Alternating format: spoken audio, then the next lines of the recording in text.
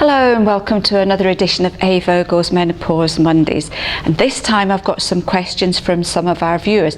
These are all common ones that we get asked time and time again.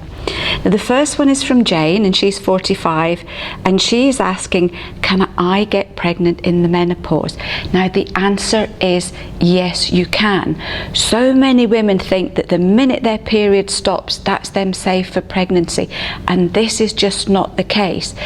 The general consensus is that you should be at least a whole year without a period before you're safe from pregnancy.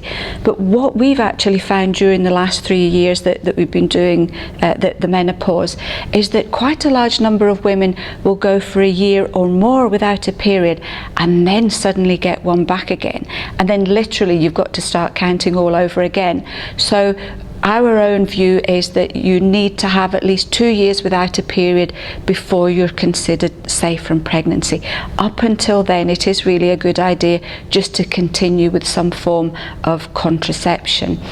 Now, one of the things I will say is that if you're under 50, pregnancy during the menopause, although it's not very common, it can happen, and there are what's called those menopause babies.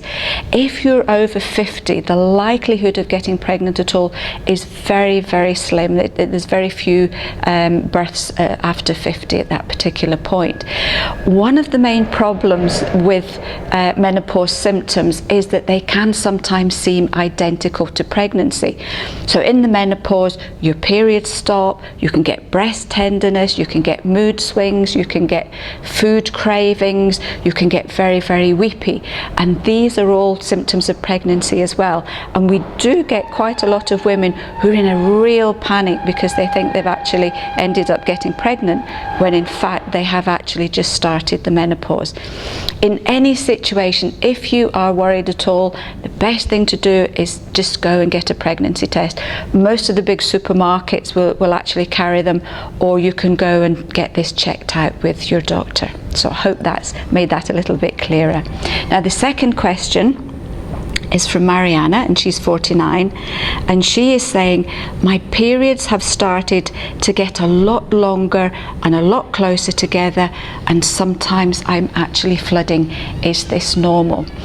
Now, this scenario, as you approach the menopause with your periods getting closer together or getting longer or getting heavier, is really common, and it just normally it's nothing to worry about. It's just the way that your hormonal balance is starting to change, and at this point your hormone progesterone will actually be falling faster than your estrogen, so your estrogen just keeps triggering a menstruation and a bleed. However, this is not good for you. Prolonged periods, heavy periods, will very, very quickly cause you to lose iron, and low iron or anemia can cause symptoms such as anxiety, low mood, it can cause irritability, sleep problems, joint pain, fatigue, it can dry your hair and your nails. So these actually look like menopause symptoms on their own. So the last thing you want to do is actually end up with anemia. So in this situation, although we say in reality there is usually nothing to worry about, it's very important to get this sorted by your doctor. Over-the-counter herbs, if the bleeding is this serious, are not going to be strong enough to help. So you do need to seek some kind of professional advice. What will normally happen is that the doctor can actually prescribe you a non-hormonal medication to stop the bleeding. Now, in most cases that will work. However, if it doesn't, you must go straight back to the doctor. You mustn't be sitting there bleeding profusely, because this really, it's an awful situation to be in. Some doctors will not take it particularly seriously, and they'll say, oh, go away and wait and see what happens, but please don't let this happen. You need to be treated very quickly for this.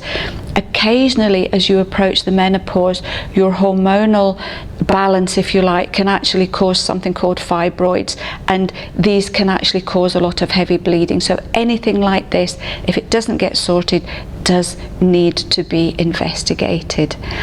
So take care with that one, please. And the third question is from Livia, and she's 51, and she's saying, my eyes have started to get very dry and sore. Is this the menopause? Yes, this is actually quite a common question. We know that falling estrogen can affect the mucous membranes in the body, and vaginal dryness is very, very common, but it can also affect the eyes and the mouth as well. Low estrogen can also affect your eyesight too. So if you feel that your eyes are getting really sore, if they're getting irritated, if you find that you're having to peer when you're reading a book, it is really important to go and see your optician just to get your eyes tested and tell them you think you're going into the menopause, because that will actually be taken into account. If you tend to have a dry mouth as well, there is a condition called Sjogren's syndrome, which can appear at any time, but if you get both the dry mouth and the dry eyes, then I would just get this checked out with your doctor, just to make sure nothing else is actually going on. There's a couple of products that you can take for this. We do a lovely natural eye drop called A. Vogel's eye drops, which can be used, which can help irritated, dry and sore eyes.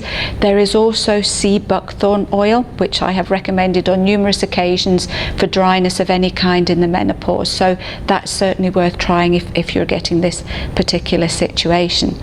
Now, the other thing that it could possibly be, we're into spring now and the hay fever season has just started, and what we've discovered is that a lot of menopausal women are getting hay fever for the first time, and this can be due to a number of factors such as low immune function. It could be due to stress, it could be just due to the fact that because your eyes are a little bit drier, they're actually being affected a little bit more by the atmosphere and pollution and pollen. So for this you could actually look at some of the hay fever remedies. We do polinisan tablets and polinisan nasal spray, and we do a liquid tincture as well, and these are all for hay fever. You could also look at taking a natural vitamin C, because remember, itchiness can come in a lot, and some women end up getting really itchy skin, which again is another symptom of hay fever as well. So I hope that's answered your questions, ladies, and I will look forward to seeing you next week for another edition of A. Vogel's Menopause Mondays.